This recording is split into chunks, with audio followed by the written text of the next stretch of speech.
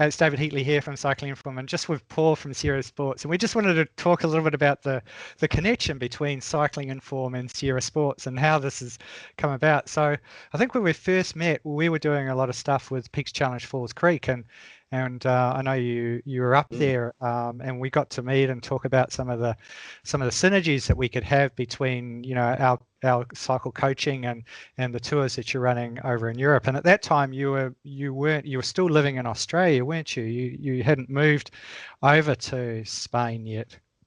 Yeah, basically we met 2015. Yeah. 3 people, and we had a stand up there, and we organised to catch up. And basically we were right on we'd already been doing our tours for 5 years, but we'd been 6 months in Australia, 6 months in Spain.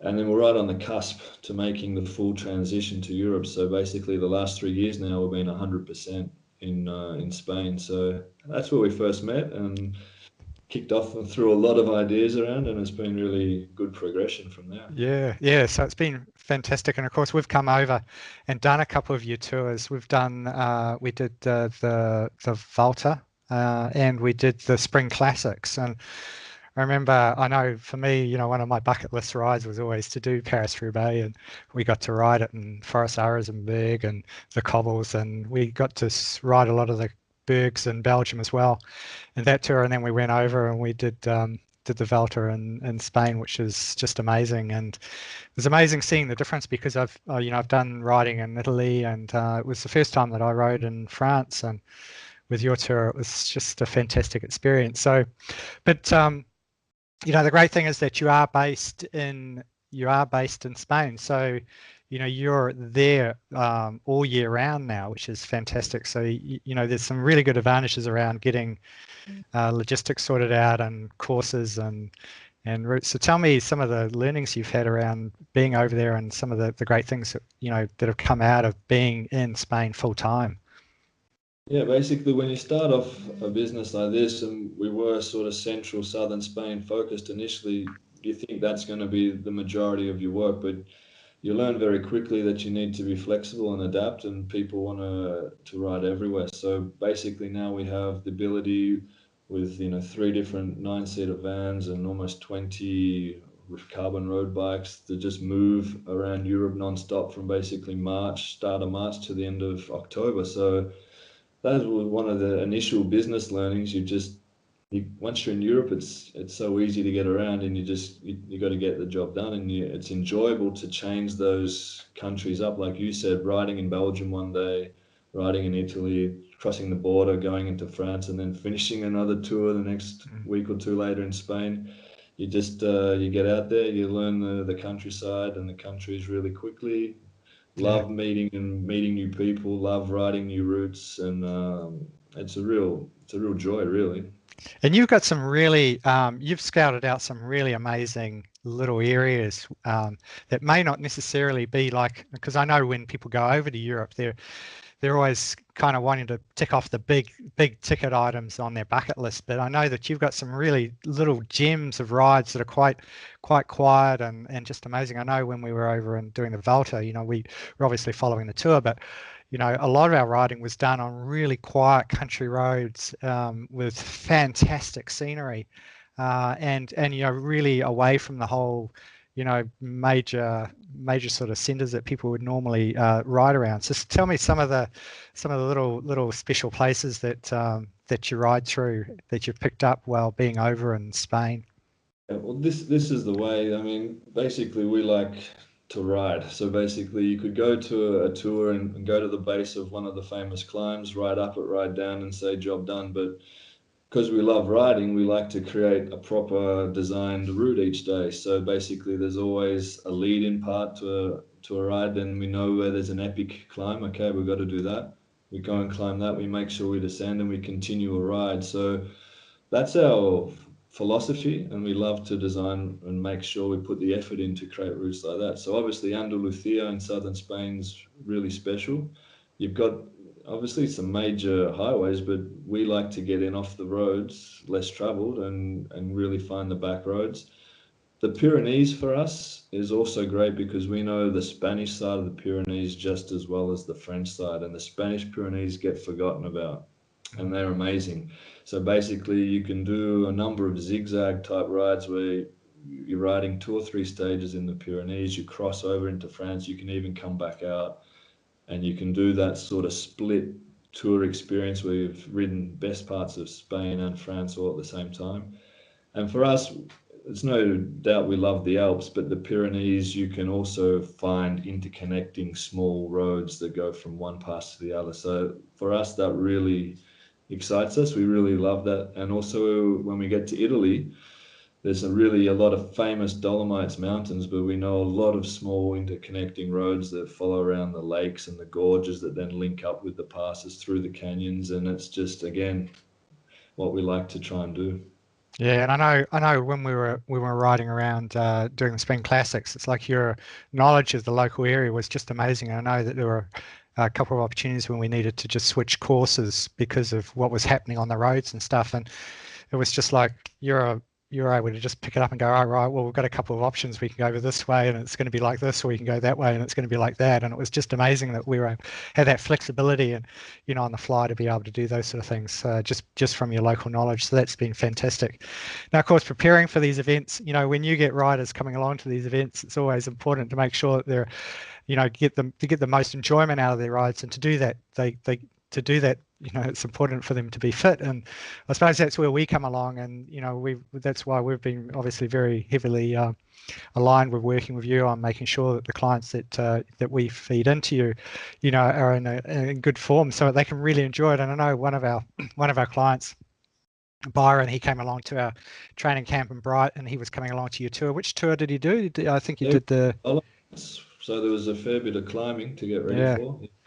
Yeah, so Byron was, he was really concerned about the fact that, in previous tours when he'd been overseas, he was getting dropped and being left behind because he's not known for his hill climbing ability. And of course, I spent quite a bit of time working with him on getting that all sorted out. And he was one of your strongest riders on the tour, wasn't he?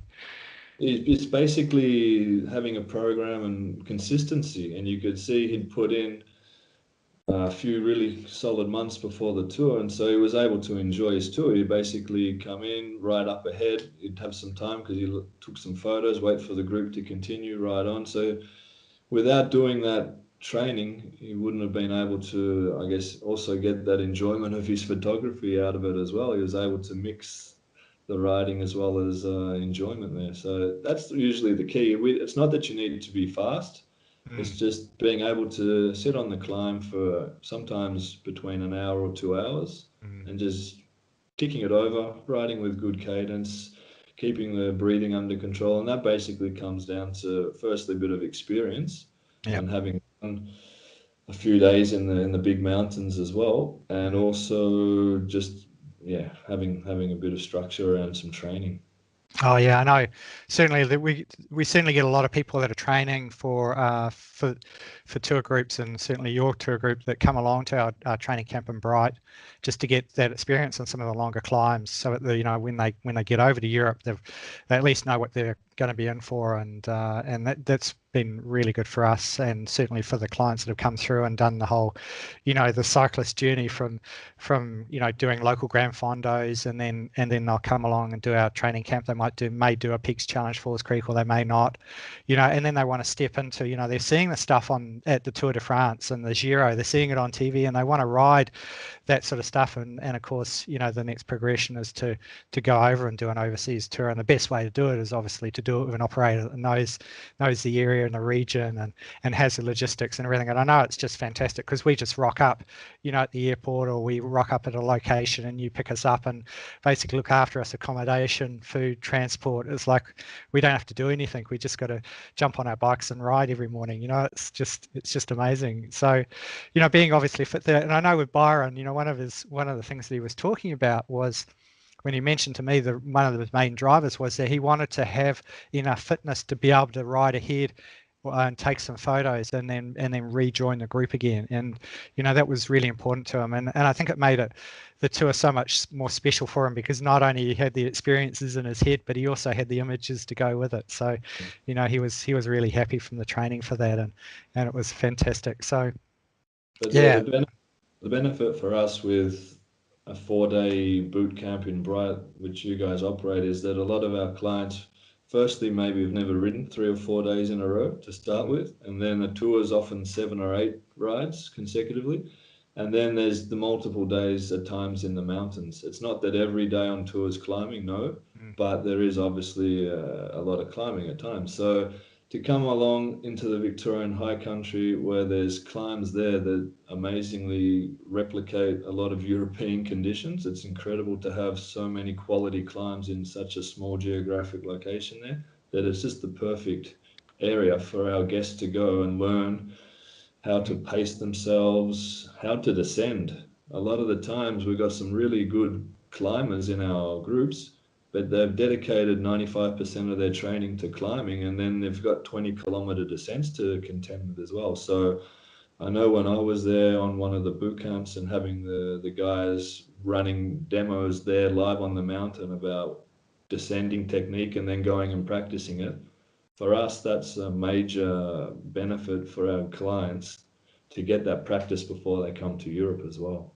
Yeah, I know. It's interesting that you say that, because we get a lot of clients who do come to the camp, not only because they want to get the experience on the climbs, but they also want to get the experience descending, and I know that, this we do clinics on the climbs, and we obviously have our support riders on the road helping out to make sure that they're getting the technique right. And there's a few fundamentals that a lot of people, they've never been professionally taught how to descend properly. So, there's a few fundamentals that we work through, and we make sure that they're all good. And it's amazing, it's just fantastic when the people get it and they nail the descending, and their faces light up when they get to the end of the ride. And it's like, it just changes their life as well, because suddenly it's not so intimidating, and I don't feel like they're having to be, that the descending is really leaving them behind. So, it's like, it just really frees them up, because they get that confidence that they're descending, and then they're able to take on greater challenges, and it doesn't become, like going overseas to Europe to do some of the great climbs and the descents that they've got. It's not so daunting, which is fantastic. So It can be really stressful. So often getting that initial practice and then coming on tour and then having one of the various guide cyclists of ours and following their line down as well. If you've already that bit of experience at least, and then taking the next step to actually follow down the big mountain, a qualified, very highly experienced guide as well, then takes you to the next level again. And by the time you finish the tour, not only have you done a great tour, had great experience, but you've come away learning a few things as well, which is always nice. Yeah, no, it's fantastic. No, it's really good. All right. Well, I think we've pretty much talked that one. So, Paul, I really appreciate your time tonight. I know it's very late for you, and certainly if you've got any questions about Paul's tours, just do a Google search for Sierra Sports and Tours. We'll have links in the bottom of this video as well.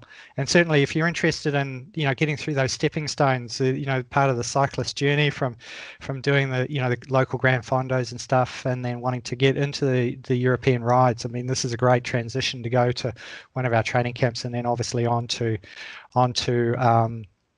a tour organised by Paul, and have all the logistics sorted out. And it's a great way of introducing yourself to those regions. It's a great way to introduce yourself to the Bright region, and a great way to introduce yourself to Europe. It's just fantastic. So Paul, thanks very much for your time tonight. Thank you, David.